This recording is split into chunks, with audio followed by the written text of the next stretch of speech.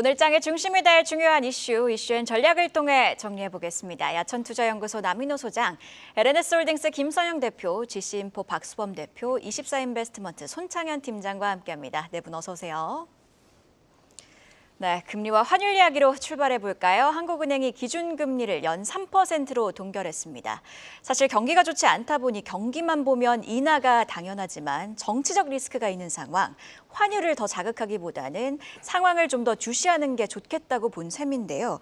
남인호 소장님은 어떻게 보셨나요? 네, 우리 한국은행 이창용 총재께서 저희 프로를 보시는가 봐요.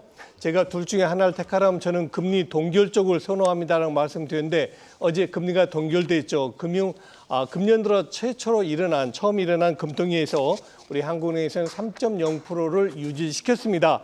자, 여러분 얼마나 힘들었겠습니까? 정말 갈등 아닙니까? 일각에서는 지금 경기가 위축되니까 빨리 한은에서 금리 인하해서 좀 더 경기 살려보자 이런 의견도 많았죠. 그러나 한은에서 최종적으로 결정한 건 경기 회복도 중요하지만 결국 우리나라의 물가를 잡지 못한다면 우리 경기에 더 힘들어진다라는 어찌 보면 제 기준에서는 현명한 결정 내렸다고 봅니다. 이건 잠깐 여담입니다만 어제 우리 주가가 30포인트가 올랐는데요. 저 개인적으로는 이렇게 생각합니다. 만일 금리 내렸으면 30포인트까지 못 올랐다. 왜 그럽니까? 우리나라에 지금 약 800조 원을 투자하는 외국인들이 가장 중시하는 게 뭡니까? 한국의 경기 위축 그거 아닙니다. 한국의 돈 가치가 떨어지면 한국에 누가 투자하겠습니까? 저는 그런 측면에서 본다면 일단 급한 불은 꺼야 된다. 즉 환율이 1,450원이 넘어 있는 상태에서는 외국인들 한국에 투자 안 할 겁니다. 이런 상태를 먼저 잡고 그다음에 다음 주 화요일인가요? 트럼프 대통령 2기 행정부 시작한 다음에 그다음에 여건을 보고 경기 회복을 시켜도 늦지 않다라고 저는 판단하고 있습니다. 자, 방금 전에 말씀드렸지만은 결국 키는 누가 가지고 있을까요? 트럼프 대통령이 지금 추구하는 게 뭡니까? 아메리카 포스트인데 지금 해외에 그 수출을 많이 권장하고 있지 않습니까? 미국 메이드 인 USA를 사라는 거 아닙니까? 그런데 메이드 인 USA 살려면 어떻게 될까요? 강달러가 좋을까요? 약달러가 좋을까요? 분명히 약달러를 선호할 겁니다. 저는 그런 측면에서 본다면 자, 이제 투자 전략으로 들어가겠습니다. 진짜 환율은 양날의 검이라고 봅니다. 올라도 안 좋고 그럼 반대로 내리면 좋다는 얘기냐? 그것도 아닙니다. 그래서 저는 환율은 당분간 지금 수준에서 약간 우하향하는, 약간 내려가는 그런 안정된 모습을 저는 추구하길 바라고 있고요. 자, 그다음에 경기 회복이냐 물가 안정이냐에서 저는 물가 안정이 더 우선해야 된다. 예를 한번 들어드릴까요? 만일에 500만 원 받는 근로자가 있다고 가정해 보십시오. 500만 원 근로자가 그 다음 달에 1,000만 원 받아 얼마 줬습니까? 그런데 웬걸 점심에 중국집에 가서 짜장면 시켰더니 분명히 10,000원으로 기억했는데 짜장면 값이 올랐어요. 얼마인데요? 35만 원이요. 그럼 게임 끝나는 겁니다. 그래서 다시 말씀드리지만 우리나라 경제, 특히 우리나라 주식시장에서 가장 중요한 것은 환율의 안정이다라고 말씀드리고 마지막으로 일단 한국은행에서 환율 안정책을 먼저 선호했기 때문에 당분간 우리 시장에서는 긍정적 신호, 외국인 투자가들의 긍정적 신호가 나올 것이다. 이렇게 정리를 드리겠습니다. 네, 물가와 환율 안정 그리고 경기 부양 두 마리 토끼 다 잡는 거 쉽지 않습니다. 2월 트럼프 취임 이후에는 불확실성이 줄어드는 만큼 금리를 낮출 가능성이 높다. 이게 이제 시장의 또 관측입니다. 다음 금통위 회의는 다음 달 25일로 이렇게 예정이 돼 있습니다. 다음 소식으로 넘어가 보겠습니다. 엔비디아 공급망인 TSMC의 호실적이 전해지면서 SK하이닉스가 6% 가까이 올랐습니다. 21만 원 선까지 회복을 했는데요. 작년 4분기에 역대급 실적이 예고된 SK하이닉스. 방금 전에 종가 기준으로 정고점 보니까 7월 16일, 작년 7월 11일입니다. 24만 1,000원까지 이렇게 찍었던 SK하이닉스입니다. 현재 주가 21만 원. 정고점 돌파 기대해봐도 되겠습니까? 박수범 대표님. 네, 저는 지금 SK하이닉스에 대해서는 상당히 좀 긍정적으로 보고 있고요. 결론부터 말씀드리자면 SK하이닉스 올해 탑픽으로 꼽힐 수 있는 상당히 좀 중요한 기업이라고 좀 판단하고 있습니다. 자, 그렇게 제가 생각하는 이유는 HBM 시장이 작년 대비해서 크게 성장할 수 있다는 부분들인데 SK하이닉스가 작년 HBM을 통해서 이루어졌던 매출액이 대략적으로 한 13조 원 정도 됩니다.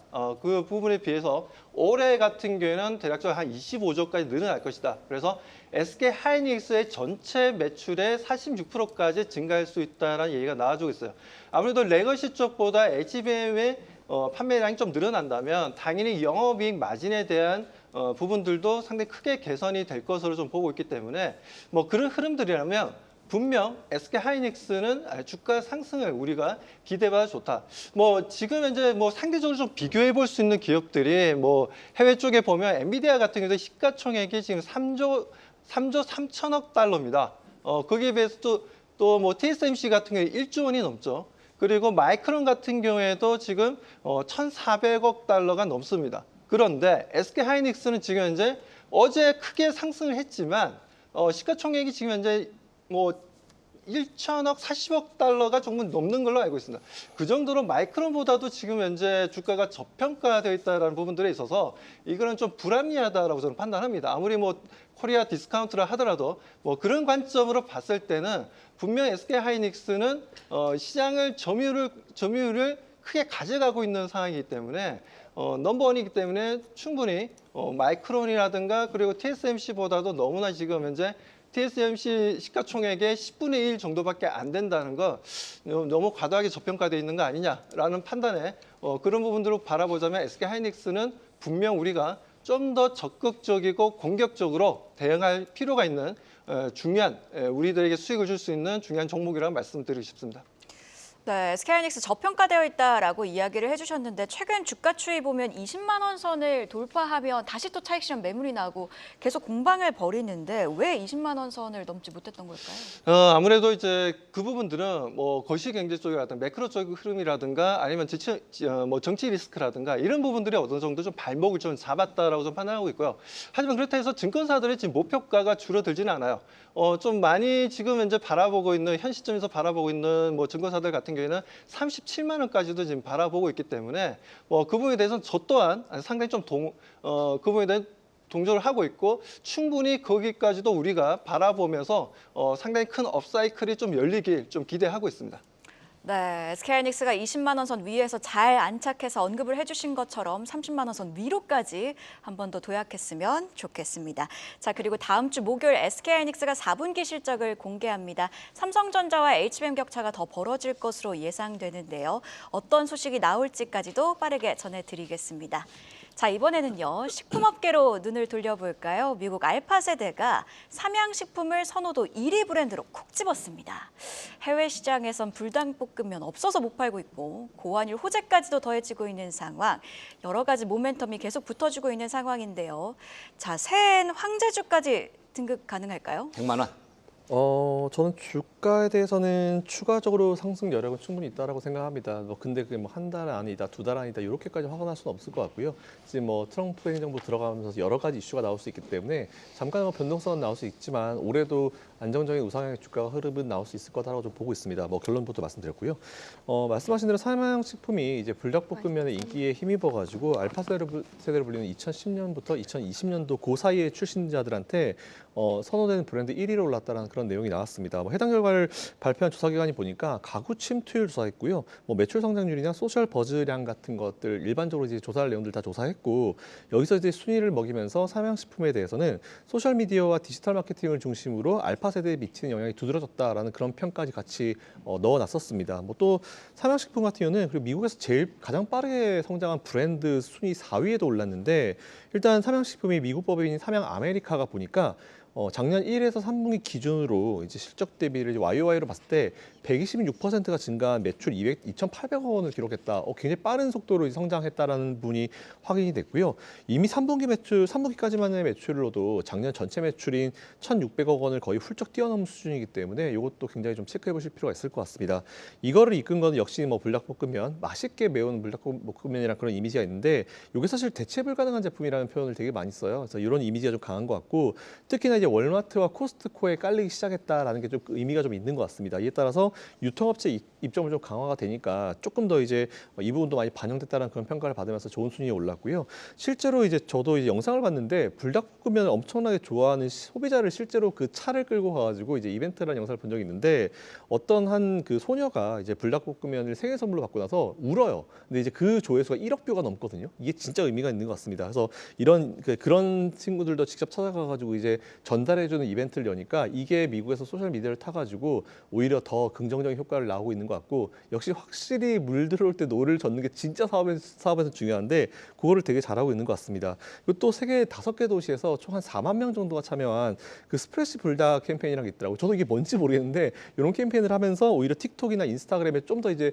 젊은 층들, 어린 층들한테 어필이 좀 많이 된 것 같습니다. 그래서 이런 것들 때문에 이번 조사 결과가 나온 것 같고 제일 중요한 거는 제가 뭐 이거를 통해서 여러분들이 알아셔야 될 게 있는데 예전에 인플레이션 되게 심했을 때 그때 당시에 제가 우리 방송 나와서 뭐라고 말씀드렸냐면은 지금 이렇게 물건 가격을 올린다. 특히 물건 가격을 평소에 많이 올리면 안 되는 코카콜라나 라면 가격이 올라갈 것이다. 근데 이 기업들이 나중에 인플레이션이 안정을 찾고 원자재가 떨어졌을 때 과연 가격을 원래대로 내릴 것인가? 절대 내리지 않는다. 그래서 인플레이션을 우리가 투자자 입장을 봐야 될 것인가? 소비자 입장을 봐야 될 것인가? 이런 말씀 드린 적이 있는데 소비자 입장을 보면 가격 올라가니까 짜증나죠. 근데 투자자 입장을 봤을 때는 원자재 가격이 내려가도 이 물건 가격이 안 내리거든요. 이게 분명히 나중에 큰 효과를 얻을 수 있을 거다라고 말씀드렸는데 그게 그대로 특히나 이제 이런 유통주에 많이 반영이 되고 있는 것 같습니다. 이건 체크하셔가지고 투자는 그대로 이어가 보시면 좋을 것 같고요. 이런 이슈에 따라가지고 공장도 이제 미국에 많이 건설하고 이런 노력들이 나오고 있기 때문에 매출은 올해 정도는 최소한 좀 계속 안정적으로 유지가 되지 않을까 그리고 투자도 계속 유지를 하시면 좋지 않을까라는 생각을 가지고 있습니다. 네, 볶음면 정말 해외에서 또 빵 터지면서 보완율 효과까지 누리고 있죠. 또 해외 매출 비중이 워낙 높기 때문에 70, 80%에 달하기 때문에 주가도 탄력을 받았던 것 같습니다. 작년 초만 해도 10만 원, 20만 원 했던 삼성식품 주가였단 말이죠. 어느덧 77만 원까지 이렇게 뛸 줄을 몰랐습니다. 우리 특히 엔비디아만 있는 거 아닙니다, 여러분. 국내 주식에 투자하면 비과세 효과까지 있죠. 삼성식품 같은 종목. 올해는 또 어떤 종목을 발굴할 수 있을지 한국경제TV와 계속 하시죠. 네, 그리고 실적 하나 체크해 보도록 하겠습니다. 삼성 E&A가 실적을 발표했는데요. 지난해 영업이익이 9,716억 원으로 집계되면서 전년 대비 2.2% 감소한 것으로 나타났습니다. 4분기 매출과 영업이익도 한번 살펴보면요. 4분기 매출은 2조 5,786억 원으로 예상치를 상회했고요. 영업이익도 2,958억 원으로 집계되면서 예상치였던 1,800원대를 훨씬 훌쩍 넘었습니다. 자, 전년 대비 감소한 건 사실이나 예상치를 훨씬 웃도는 실적을 발표했던 만큼 오늘 장에서는 어떤 흐름 가져갈지 함께 체크해 보시죠. 네, 삼성 E&A, 삼성 에지니어링이었죠. 자, 가전과 모빌리티를 비롯한 모든 영역에 AI가 들어왔습니다. 이제 로봇과 결합한 AI 휴머노이드 시대도 머지않은 것으로 보이는데요. 부품업계 경쟁도 치열해지고 있는 상황 속에서 어떤 투자 아이디어 떠올려 볼 수 있을지 손창현 팀장한테 들어보겠습니다. 예, 최근에 이제 로봇주들이 상당히 많이 상승을 하고 있는 상황입니다. 어떻게 보면 이제 삼성전자가 레인보우 로보틱스를 자회사로 편입을 하면서 대기업들이 투자한 기업들이 상당히 많이 시장에서 이슈가 돼서 상승을 한 부분이었죠. 거기에 이제 글로벌 CES 2025에서 엔비디아가 이제 로봇 플랫폼 관련된 사업을 본격적으로 진행을 하겠다 얘기가 나오고 있는 거고요. 그리고 테슬라가 2026년도에 휴머노이드 로봇 사업에 진출한다라는 얘기까지 나오면서 시장에 대한 로봇 사업에 대한 부분을 좀 더 크게 만들어주고 있다라고 볼 수 있을 것 같습니다. 근데 가장 큰 이유는 역시 글로벌 노동력에 대한 대체를 많이 하고 있다라고 좀 보고 있고 그리고 원가가 많이 하락을 했습니다. 예전에 로봇 만드는 원가와 지금 로봇 만드는 원가가 많이 하락을 했기 때문에 결국에는 그 부분에 대한 이슈가 가장 크다라고 볼 수 있는 거죠. 그래서 로봇주가 상승을 하면서 결국엔 로봇 관련된 이 부품주들까지 상승을 많이 하고 있는 상황입니다. 최근에는 이제 감속기라든지 모터 그리고 소프트웨어나 그리고 카메라 그리고 센서 관련된 종목들까지 다양한 기업들에 대한 투자가 확대가 되고 있는 상황이라고 좀 볼 수 있을 것 같고요. 그럼 이제 다양한 로봇주들이 앞으로 어떻게 될 건지 투자 포인트를 좀 간단하게 얘기해드리자면 첫 번째는 이제 로봇 사업 관련돼서 지금은 현재 테마로도 움직이고 있다라고 봐야 될 것 같습니다. 그런 점에서 이제 성장에 대한 부분으로만 초점을 맞추고 투자를 하기 때문에 지금 시점에서 투자를 하는 거는 단기성으로만 보시고 투자를 하시고 좀 길게 보는 관점으로 보셔야 된다라고 볼 수 있을 것 같고요. 두 번째는 이제 대기업과의 연계가 필요할 것 같아요.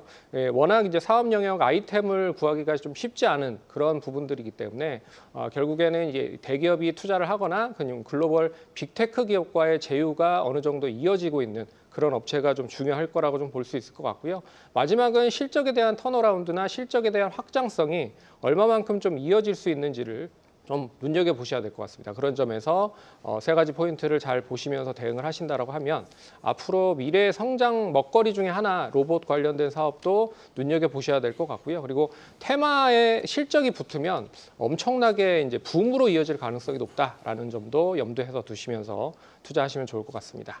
그럼 로봇주 중에서는 좀 어떤 걸 눈여겨보고 계실까요? 로봇주들을 눈여겨보시는지 아니면 부품주를 눈여겨보시는지 궁금해요. 이제 로봇을 만드는 기업들이 분명히 먼저 선반영이 되면서 움직일 가능성이 높을 것 같고요. 하지만 지금은 부품주들이 원체 중소형주들로 많이 움직이고 있는 상황입니다. 그래서 많이 올랐기 때문에 상당히 좀 가격 매력은 떨어진 상황이다라고 보고 있지만 차라리 삼성전자 쪽 밑에 있는 삼성전기라든지 그리고 LG 그룹 쪽에 이제 LG 이노텍 같은 그런 기업들, 카메라를 만드는 기업들은 범용성도 상당히 다양해요. 로봇뿐만 아니라 스마트폰에 그리고 탑재되고요. 그리고 뭐 타블렛 PC나 노트북에도 이 카메라 쪽, 전장 쪽에도 탑재가 되죠. 그런 점에서 이 삼성전기나 LG 이노텍도 관심 있게 보시면 좋을 LG 것이다. 이노텍은 참 안 가는 종목이었는데. 라고 보시면 될 것 같습니다. 네, 토픽으로 또 꼽아주셨네요.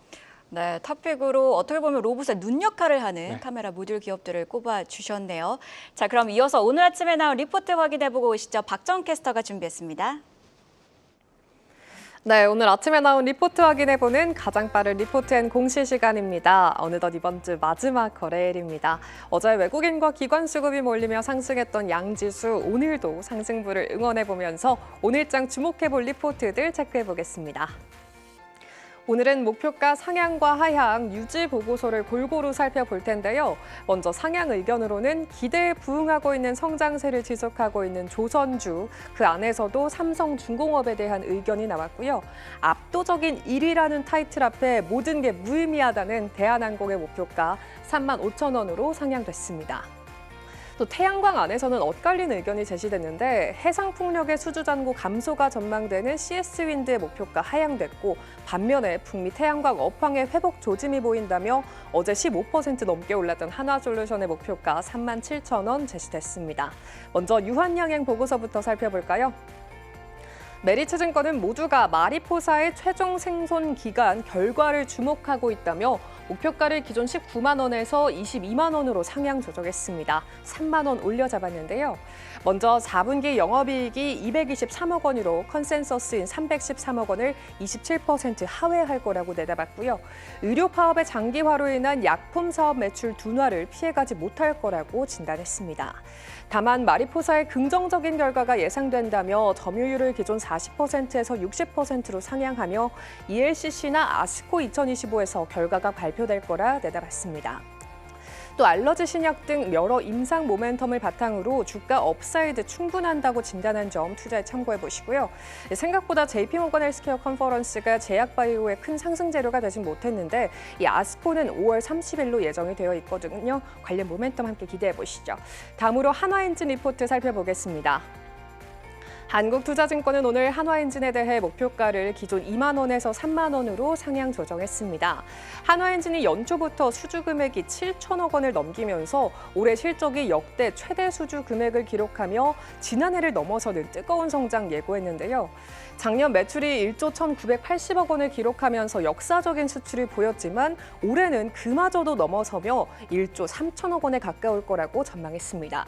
선박엔진의 평균 단가가 86억 원으로 상승한 영향도 있겠고요. 또 많은 분들이 중국 선박이 잘 팔리면 우리 기업들 피해보는 거 아니냐 생각하실 수도 있겠지만 업계에서는 중국 선박 수주량이 늘어날수록 선박 건조 능력에 비해서 엔진 개발 능력은 떨어지기 때문에 한화엔진의 수주 물량 늘어날 수 있다고 판단했습니다. 글로벌 조선업황 개선에 따라 앞으로가 더 기대되는 한화엔진 주목해보시죠. 지금까지 가장 빠른 리포트 앤 공시 박정은이었습니다. 네, 이렇게 리포트 확인해보고 왔는데요. 속보가 여러 나왔습니다. 속보 체크하고 가도록 하겠습니다. 한국수력 원자력과 한국전력 그리고 웨스팅하우스의 지재권 분쟁 공식 종결 합의 발표가 있었습니다. 공식적인 결과가 나온 만큼 오늘장 원전 관련주 흐름 체크해봐야겠고요. 또 속보가 하나 더 있었죠. 최상목 대통령 권한대행 부총리 겸 기획재정부 장관, 미국 신정부 정책을 면밀히 모니터링할 것이고 시장 안정, 특히 외환시장 안정에 총력을 가할 것이라고 발언을 했습니다. 언급한 것처럼 외환시장이 빠르게 안정되어서 환율도 하락하고 외국인 매수세도 시장에 적극적으로 유입됐으면 좋겠네요. 자, 이번에는 신흥국 시장으로 가보겠습니다. 도널드 트럼프 2기 행정부가 출범하면서 인도 증시 순항 가능성이 점쳐지고 있다는데요. 반대로 조정이 예상되는 베트남 증시 상황, 이렇게 희비가 엇갈린 배경은 무엇인지, 또 투자 전략은 어떻게 가져가야 될까요, 남인호 소장님? 네, 포인트만 짚어드리겠습니다. 이제 다음 주 화요일부터 미국의 신정부가 출범하지 않습니까? 그러면은 일단은 인도 쪽으로는 긍정적 신호가 올 것이고요. 베트남 쪽으로는 부정적 신호가 온다는 겁니다. 그 이유 소개해 드릴게요.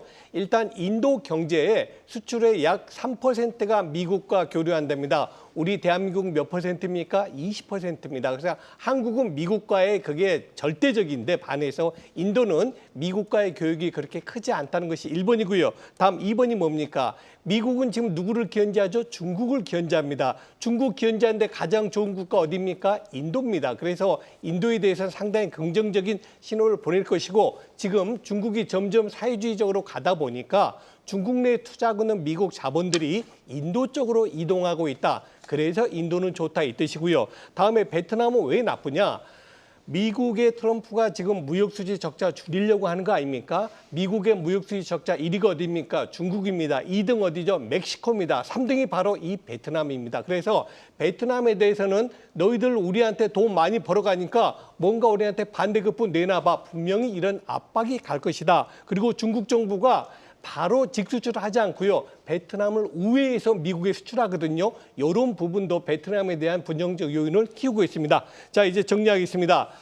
트럼프 대통령 2기 출범이 아마 우리 한국의 조선업이 대표적인데요. 그들이 필요한 업종 좋습니다. 그러나 그들이 피하고 있는 업종은 반드시 옥석을 구별하셔야 될 것 같고 마지막으로 어느 한 나라에 집중된 투자보다는 골고루 잘 분산해서 투자하는 그런 현명한 전략 구사하시면 좋겠습니다. 네, 인도의 센섹스 지수가 계속 잘 달려왔죠. 특히 모디 총리 친시장, 친기업 정책 계속 추진하면서 경제에 활력을 좀 불어넣었던 것 같습니다. 트럼프 2기 행정부의 정책까지 주시하면서 분산 투자 이어나가자는 의견 전해주셨습니다.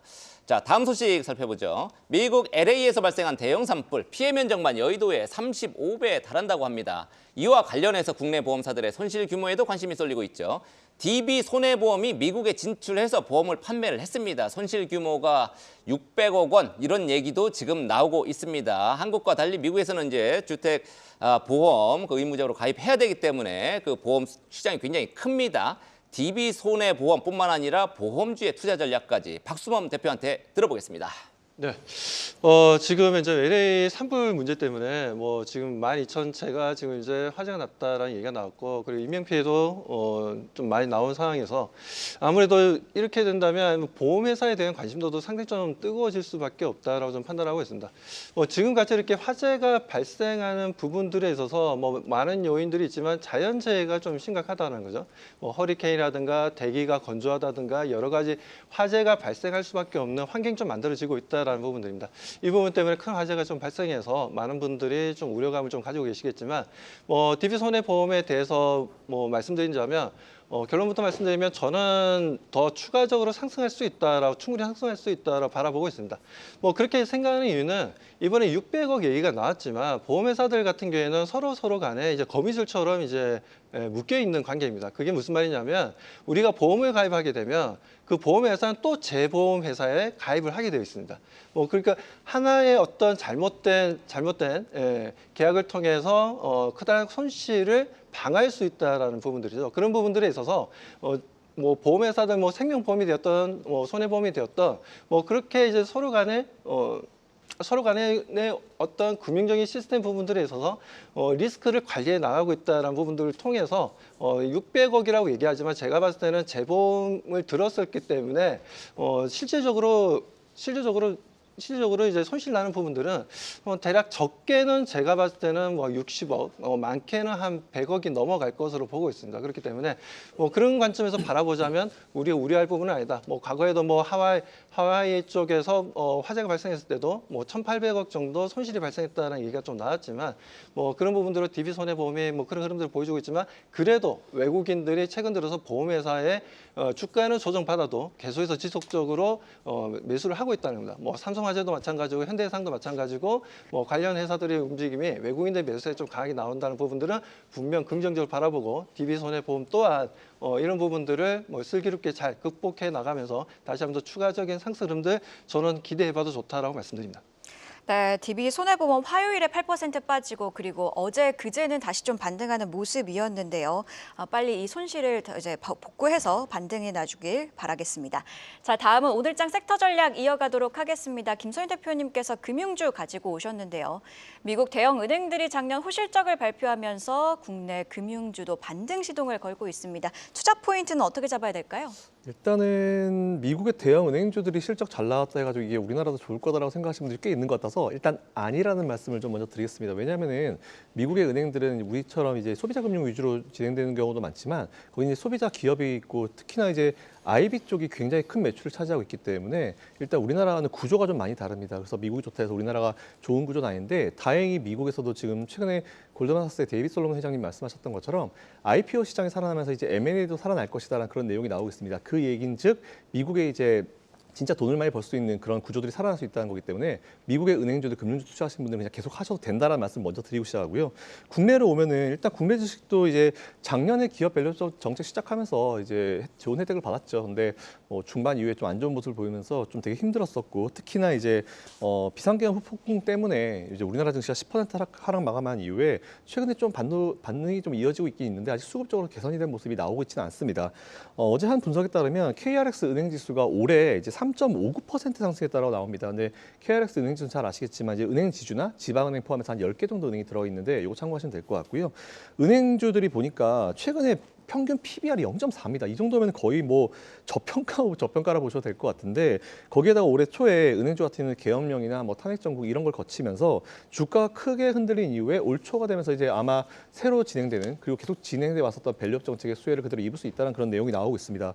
연말에 좀 흔들리긴 했지만 뭐 삼성전자 같은 기업들은 많이 매도했지만 은행주 쪽으로 오히려 매수가 들어왔다는 게 좀 포인트인 것 같고요. 그래서 일단 여러분들이 좀 관심을 가지셔야 될 종목들 보시면 삼성증권이 있는데 삼성증권은 빠르게 해외 쪽으로 잘 갔습니다. 그래서 해외 증권 수수료가 좀 많이 나올 수 있을 것 같고 대형 인수금융 리파이낸싱을 하면서 거기서 나오는 이제 딜 주간에 이제 구조화 금융 수익이라는 게 있는데 이게 좀 삼성증권이 좀 기대가 되고 있어요. 그리고 KB금융과 신한지주는 제가 항상 자주 보여드린 대로 MSCI 코리아 인덱스 내에서 4위 그리고 9위의 어떤 이걸 차지하고 있고 외국인들이 들어오면 일단 이 기업들 먼저 산다는 게 되기 때문에 이 세 가지 기업 한번 공부해 보시고 관심 가져보시면 좋을 것 같습니다. 네, 은행주들, 금융주들 얘기 들어봤습니다. 주주환원도 많이 하고 하지만 해외와 달리 우리나라는 또 상생금융 리스크도 있긴 합니다. 어쨌든 역대 최대 실적을 계속 쓰고 있는 은행주 투자 전략, 투자를 쭉 이어가도 된다. 이런 얘기까지 들어봤습니다. 자, 이번 주의 마지막 날입니다. 마지막 거래일입니다. 오늘 개장 전 체크해야 될 포인트 손창현 팀장한테 들어보겠습니다. 예, 미증시가 별로 좋지는 않았습니다. 하지만 뭐 TSMC 바탕으로 뭐 이 반도체 관련주들이 상당히 좋았어요. KLA나 어플라이드 머티리얼즈, 램리서치가 강세 흐름을 보였기 때문에 우리나라 시장도 반도체 장비 쪽 그리고 후공정 패키징 쪽, 비메모리 쪽 관련돼서 장을 눈여겨보시면 좋을 것 같고요. 그리고 한국항공우주가 필리핀 쪽에서 1조 규모의 이 FA50을 한 12대 정도의 수주 가능성이 높아졌다라고 보고 있어서 이 방산주 가능성, 상승 가능성도 염두해서 보시면 좋을 것 같고요. 그리고 한수원이 웨스팅하우스 관련된 지재권 분쟁이 완전히 해결이 됐다라고 좀 보고 있어서 원전 관련주 관련된 상승도 이어질 가능성이 높을 것 같다. 그래서 원전 관련주도 잘 눈여겨보시면 좋을 것 같습니다. 네, 이슈앤 전략 네 분의 전문가와 함께 개장 전 꼭 확인해야 할 뉴스들 체크하고 전략까지 세워봤습니다. 고맙습니다. 계속해서 다양한 경제 이슈를 알고 싶다면 구독과 좋아요, 알림 설정 부탁드립니다. AI 캐스터 권미정이었습니다.